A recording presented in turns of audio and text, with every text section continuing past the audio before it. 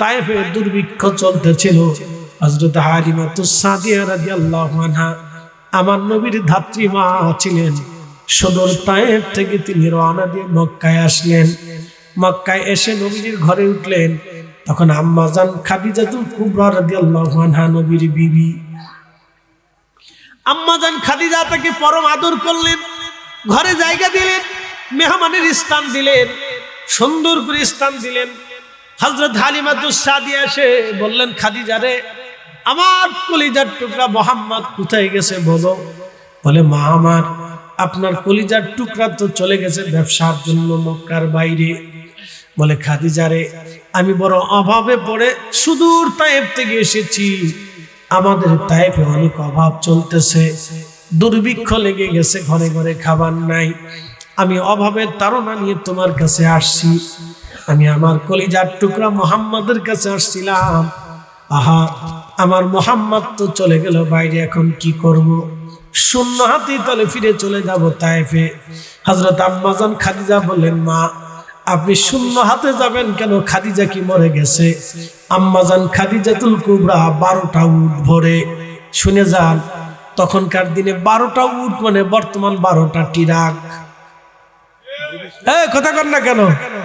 12 উটের বোঝা ভরে খাদ্য পণ্য সামগ্রী দিয়ে, গম জব দিয়ে হযরত আম্মা জান খাদিজাতুল কুবরা হালিমাতুস সাদিয়া রাদিয়াল্লাহু আনহাকে দিয়ে উটের পিঠে সওয়ারিতে চড়াইয়া লোক লস্কর দিয়া সুদূর তায়েফ পর্যন্ত এই খাবারগুলি আম্মা জান খাদিজা পৌঁছাই দিলেন। একবার জোরে বলা যাবে কে মারহাবা? আরে হযরত হালিমা তো ধাত্রী মা ছিলেন, তারপরও তার ধাত্রী শাশুড়ি এত বড় ইজ্জত হযরত আম্মা জান খাদিজা দিয়েছে। এ নারী সমাজ, এখান থেকে আম্মা জানের চরিত্র চিনে যান, কত বড় মহিয়সী তায়েবা তাহেরা ছিলেন। ও মায়েরা, তাহলে বোনেরা আমার শুনে যাবেন, এইভাবেই শাশুড়িকে মহব্বত করতে হবে। শাশুড়িরাও শুনে যাবেন, বৌমাকে নিজের বেটির মতো মনে করতে হবে, ওইভাবে তাকে ভালোবাসা দিতে হবে। আপনার মেয়েটার মতো আপনার বৌমাকে আদর করবেন, ভালোবাসা দিবেন, তার দুঃখে তার পাশে দাঁড়াবেন, তার সুখেও তার পাশে দাঁড়াবেন। এইভাবে যদি হয় তাহলে অবশ্যই সংসারে কোনো অশান্তি আসবে না, সবাই মিলেমিশে থাকবেন। আহা বোন আমার, এই কাজগুলি যদি করতে পারেন তাহলে আল্লাহ আমাদেরকে কামিয়াব করবে, আল্লাহ আমাদের মঙ্গল করবে। আল্লাহ তৌফিক দিক, জোরে বলেন আমিন। আল্লাহ বলেন, ইরজিই বান্দা, তুমি আমার কাছে ফিরে আসো। ইলা রাব্বিকি রাদিয়াতাম মারদিয়া, আমি আল্লাহর সন্তুষ্টির দিকে তুমি ফিরে আসো। আমরা ফিরে যাব কার কাছে? জোরে বলেন, কার কাছে ফিরে যাব? আল্লাহর কাছে, তাতে কোনো সন্দেহ নাই। আমরা আল্লাহর কাছে ফিরে চলে যাব, অবশ্যই আল্লাহর কাছে ফিরে চলে যাব। কি নিয়ে যাব? দুইটা জিনিস নিতে হবে, 1 নম্বর ঈমান, 2 নম্বর আমল। ইন্নাল্লাযীনা আমানু ওয়া আমিলুস সলিহাতি উলাইকা হুম খায়রুল বারিয়া। আমার রব বললেন, নিশ্চয় ঈমানে আমলে, ঈমানে আমলে, ঈমানে আমলে যারা পাকা হবে, উলাইকা হুম খায়রুল বারিয়া, জগতের মধ্যে তারা সেরা, সৃষ্টির মধ্যে তারা সেরা, জগতের মধ্যে তারা সেরা। একবার জোরে বলা যাবে কে মারহাবা? জগতের মধ্যে তারা কি? জোরে বলেন, জগতের মধ্যে তারা সেরা। আল্লাহ আমাদেরকে সেরা হওয়ার তৌফিক নসিব করুন, জোরে বলেন আমিন।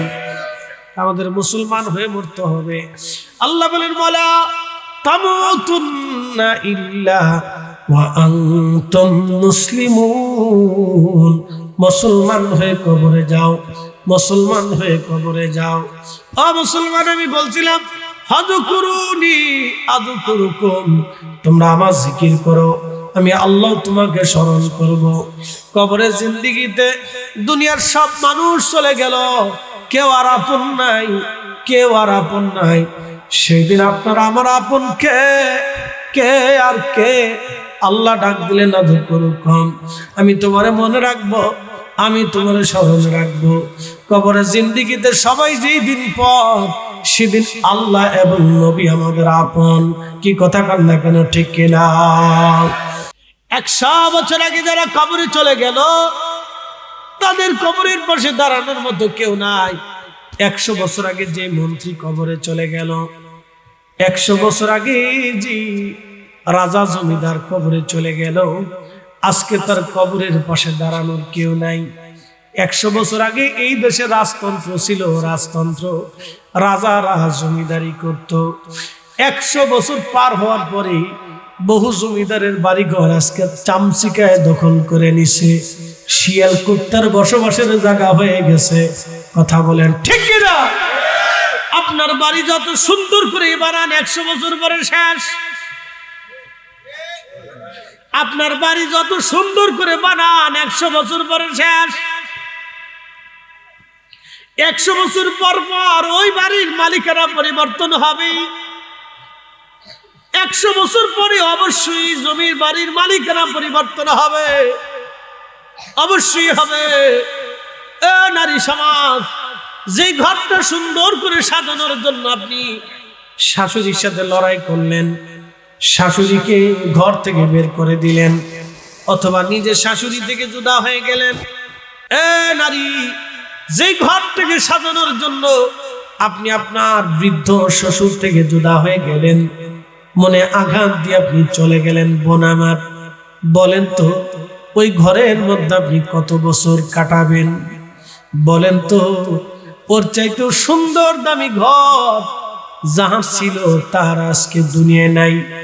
170 কোটি টাকা খরচ করে, আহা, বাদশাহ নিজাম ভারতের হায়দ্রাবাদের বাদশাহ ছিলেন, তিনি 170 কোটি টাকা খরচ করে তিনি প্রাসাদ নির্মাণ করেছিলেন। তার প্রাসাদে আজকে রাশিয়ার প্রেসিডেন্ট পুতিন এসে কয়েকদিন ঘুমায় গেল, ভারতে কয়েক রাত থেকে গেল, কোটি কোটি টাকা দিয়ে। 170 কোটি তৎকালীন জমানায় 4টিখানি কথা না, আজ থেকে 50 বছর আগে 1945, 1945, আজকে কত হলো বলেন তো? 250 বছর, প্রায় 100 বছর, ঠিক আছে না? প্রায় 100 বছর। এই 100 বছর, প্রায় 70-80 বছরের ব্যবধানে আরেকজন বাচ্চা এসে ওইখানে ঘুমালো। ভাই আমার, যিনি নির্মাণ করলেন তিনাদের আর কোনো কর্তৃত্ব আজকে নাই। ভাইরে আমার, খুব মনোযোগ দিবেন। দ্বিতীয় রানী এলিজাবেথ, মাথার উপরে তার থাকতো কোহিনূর, কোহিনূর হীরার টুকরা, পৃথিবীর সবচেয়ে দামি হীরার টুকরা। বাংলাদেশের 3.5 কোটি টাকা হবে। কত টাকা? বাংলাদেশের 3.5 কোটি হীরার টুকরার দাম। ও নারীরা, রানী এলিজাবেথ মারা গেল, তার কবরে আজকে সে শাসন্য হয়ে গেল, মাটির সাথে মিশে গেল, কিন্তু তার সেই হীরার টুকরা কোহিনূরটা এখনো আছে। ও বোন, আপনি তো জীবনেও চেষ্টা করলো, 1000 চেষ্টা করলো, কোহিনূর আপনার কপালে উঠাইতে পারবেন না রে বোন। তাহলে বলেন তো, কোন আশায় সুন্দর করে ঘর সাজাইলেন, কিন্তু এই ঘরের ভিতরে আপনার বাসস্থানে একজন বৃদ্ধ মার জায়গা হলো না। যে ঘরটা আপনি সুন্দর করে সাজাইলেন বোন, একজন বৃদ্ধ বাবার জায়গা হলো না। আপনার দস্তরখানাতে একজন বৃদ্ধ মায়ের খাবার জুটলো না। আপনার খাবারের টেবিলে একজন বৃদ্ধ বাবার খাবার জুটলো না। তাহলে এই সংসার করে কি হলো? তাহলে এই জমি জমা করে কি হলো?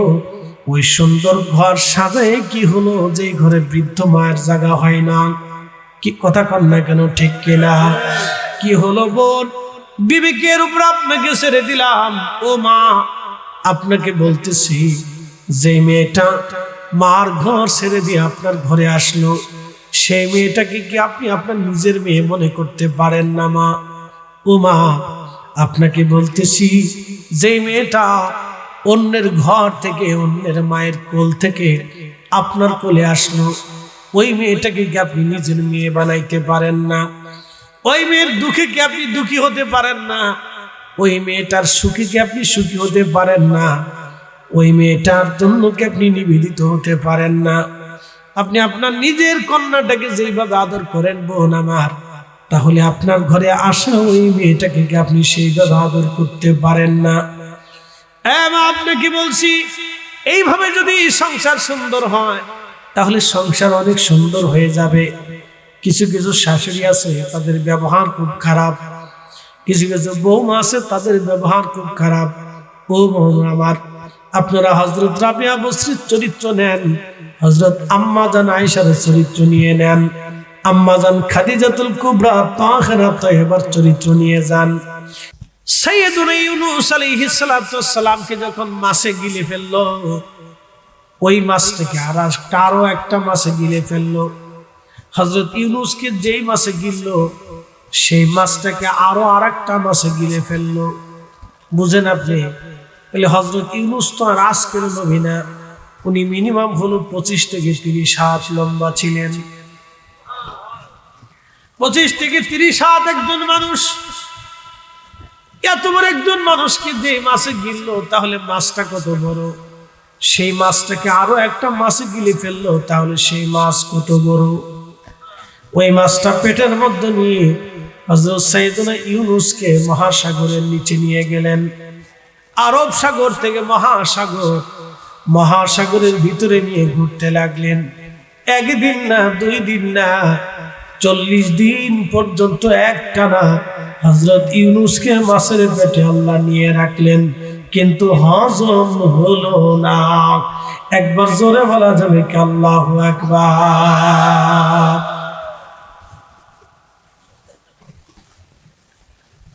সাইয়েদুনা ইউনূস মাছের পেটের ভিতরে সেজদায় পড়ে গেলেন। সেজদায় পড়ে তিনি একটা দোয়া পড়েছিলেন, রব্বানা লা ইলাহা ইল্লা আনতা সুবহানাকা ইন্নী কুনতু মিনাজ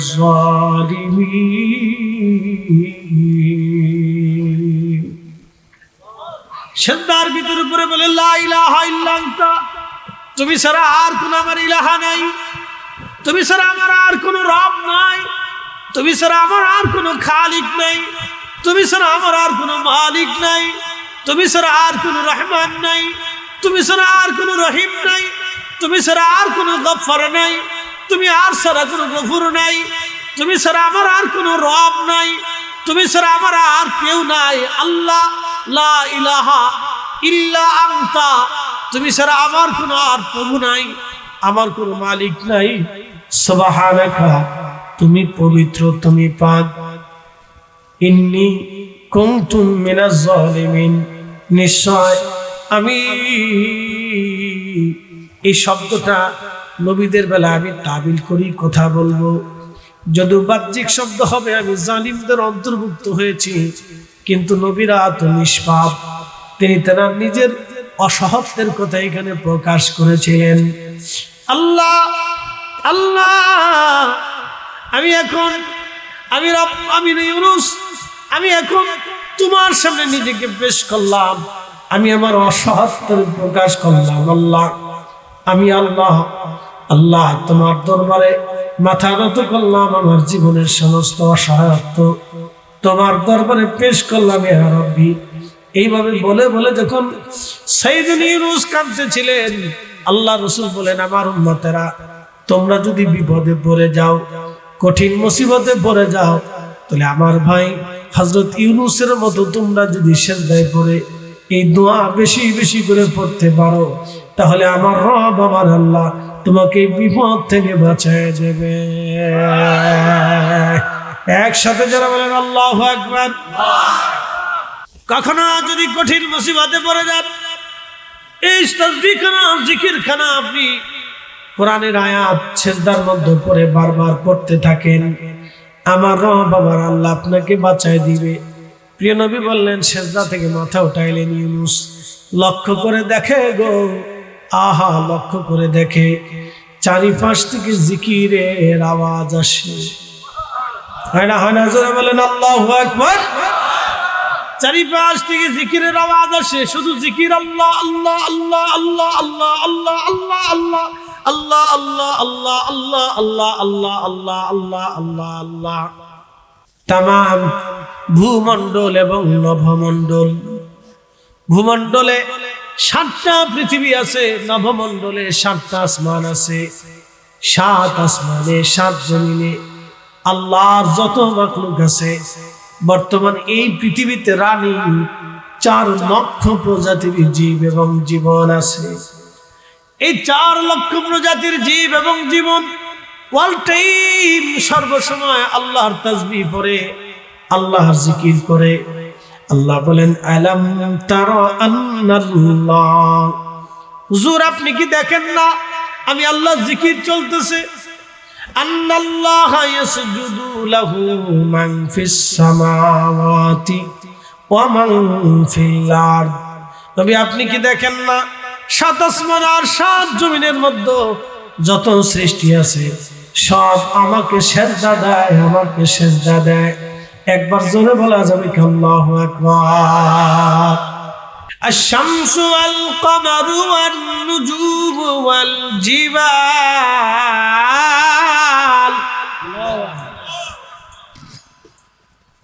والشمس والقمر والنجوم والجبال والشجر والدواب وكثير من الناس। হুজুর গাছে আমার সিজদা দেয়, পাহাড় আমার সিজদা দেয়, নক্ষত্র আমার সিজদা দেয়, চাঁদে আমার সিজদা দেয়, সূর্য আমার সিজদা দেয়। নবী গো আদাবাবু সব প্রাণীকুল আমাকে সিজদা দেয়। ওয়া কাসীরুম মিনান নাস, কিছু মানুষ আমাকে সিজদা দেয়।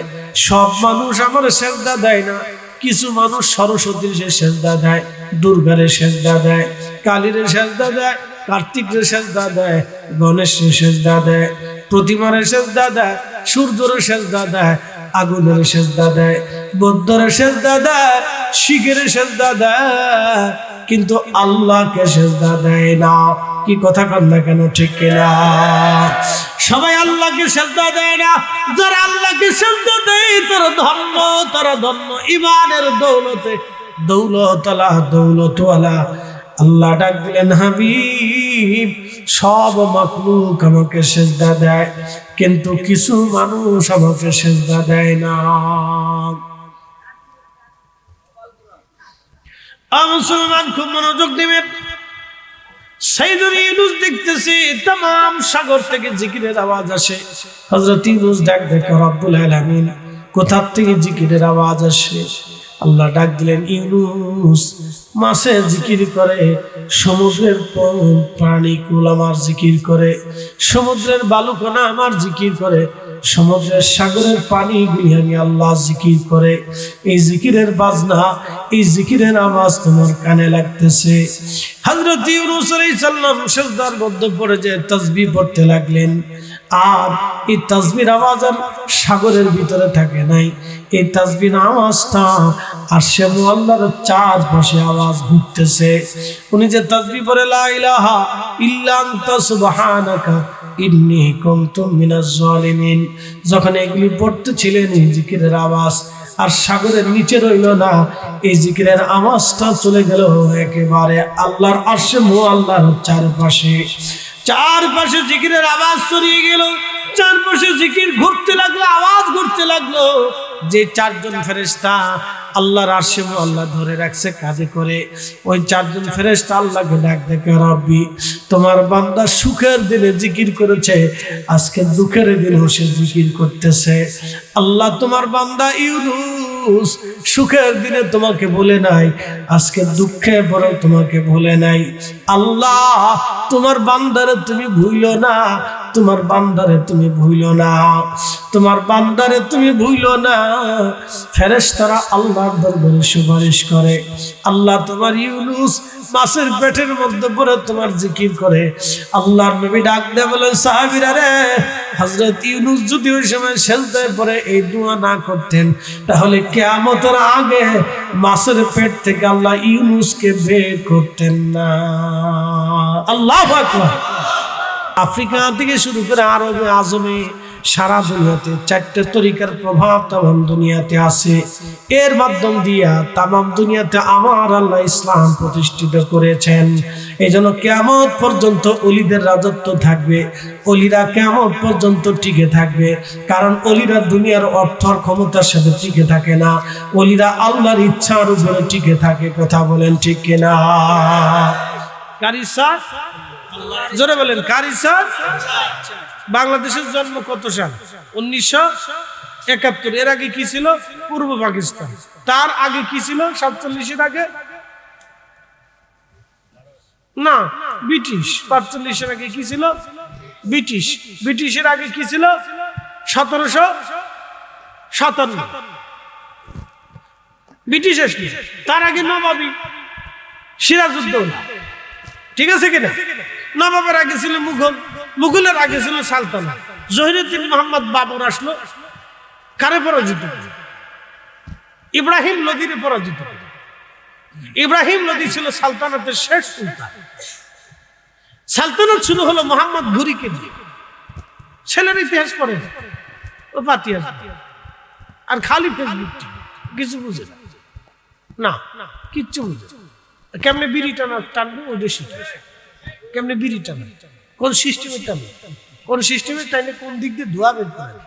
চেষ্টায় থাকি যে কানের ভিতর দিয়ে বের করা যায়।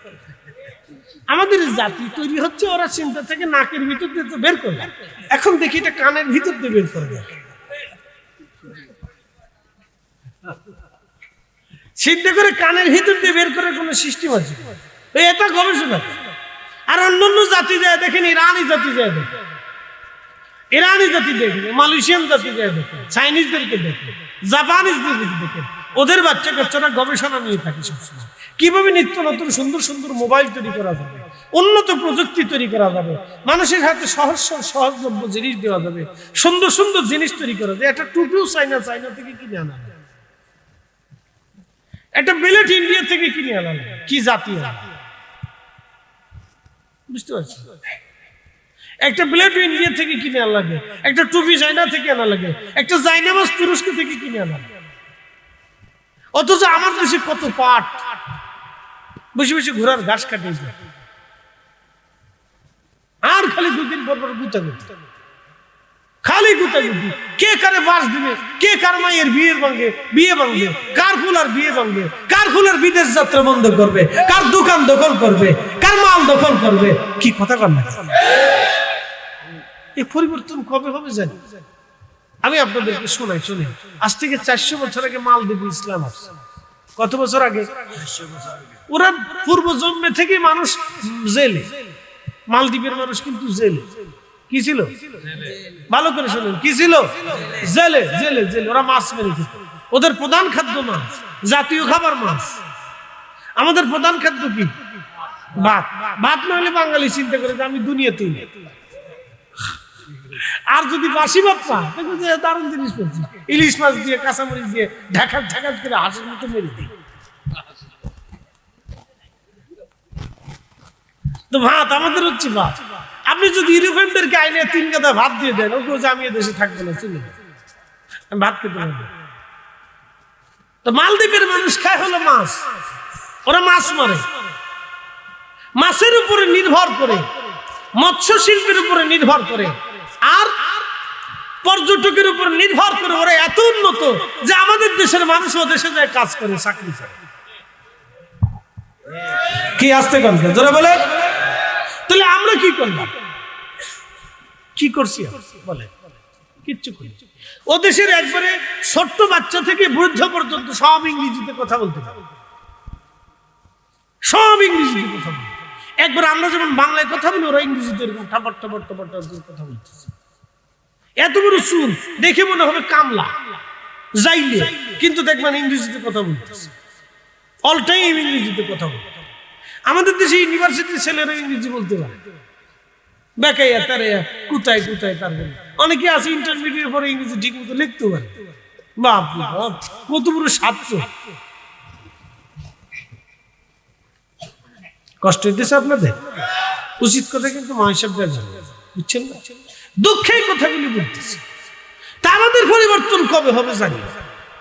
আল্লাহ যেন পরিবর্তন করে। সকলে দোয়া করে বলেন আমিন। একসাথে বলেন তো আল্লাহু আকবার। না হয় না, আরেকটু জোরে, আরো জোরে। তাহলে অলিরা আছে না নাই? সালতানাতে অলি ছিল কিনা? মুঘল আমলে ছিল কিনা? ব্রিটিশ আমলে ছিল কিনা? আরে ব্রিটিশরাও এদেশ থেকে অলিদেরকে তাড়াইতে পারে না। কি কথা কর না কেন? তো পাকিস্তান পিরিয়ডে অলি ছিল, নবাবী আমলে অলি ছিল, এখনো অলি আছে, আগামীতে অলিরাই থাকবে। ইসলামের কর্ণধার অলিরাই হবে।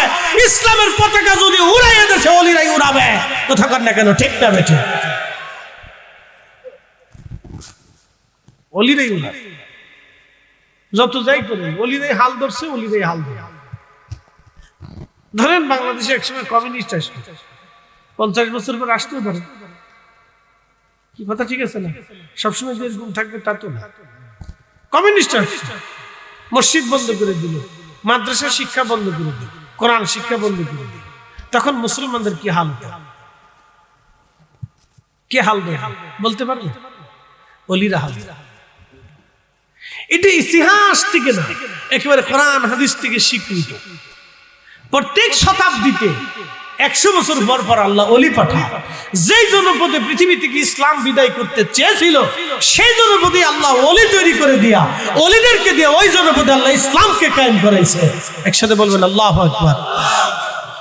অলিদেরকে দিয়ে আল্লাহ করেছে। আপনি মানলে মানবেন, না বললে না, অসুবিধা নেই। আপনারা আমার দিয়ে ইসলাম চলেন, আমি আর আপনি ইসলাম দিয়ে চলি। কি কথা ঠিক আছে না? কি খাজা বাবা আজমিরে আমরা দিয়ে চলে? চিশতিয়া তরিকা আমাদেরকে দিয়ে চলে। চিশতিয়া তরিকা দিয়ে আমরা চলি। আহলে সুন্নাত ওয়াল জামাত কি আমাদেরকে দিয়ে চলে? আহলে সুন্নাত ওয়াল জামাত দিয়ে আমরা চলি। এই কথা কেন না? জোরে বল। আমরা আল্লাহ কি আমরা দিয়ে চলে? আমরা আল্লাহ দিয়ে চলি। কি কথা ঠিক আছে কিনা? রাসূল কি আমাদেরকে দিয়ে চলে? আমরা রাসূল দিয়ে চলি। আমরা যদি ইসলামের কোন উপকার হয়, বলুন ইসলাম দিয়ে আমাদের উপকার। আমরা যদি ইসলামের তেমন কিচ্ছু হয় না, কিচ্ছু হয় না, কি হয় বলতো? এ অষ্ট শুনে দেন কিছু, বিড়িটা নিয়ে মাথা ঠান্ডা করে, মাথাটা ঠান্ডা, হুজুরের মাথা গরম করে দিয়েছে, কুটে আসে জাহান্নামের ভয় চলতে দেখাইছে, সাপে কামড়াইছে, বিড়ি দিলে টান দিয়ে টেনশন ফ্রি করে আটা দিচ্ছে শেষ। ও আছে, এটা বাংলাদেশ।